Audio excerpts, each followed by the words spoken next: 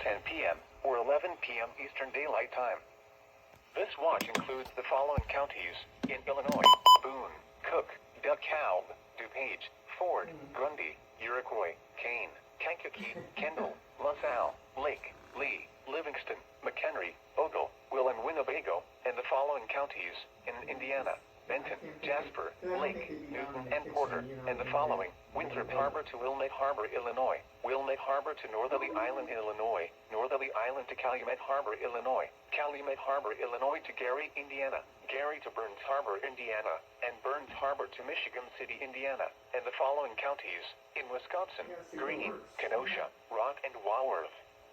Remember, a tornado watch means the conditions are favorable for the development of severe weather, including tornadoes, large hail, and damaging winds in and close to the watched area.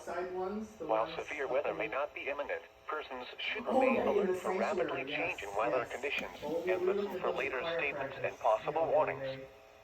Stay tuned to NOAA Weather Radio, commercial radio and television outlets, or internet sources for the latest severe weather information. You don't have your first alert button on, do you? That you can like press the button when you fall?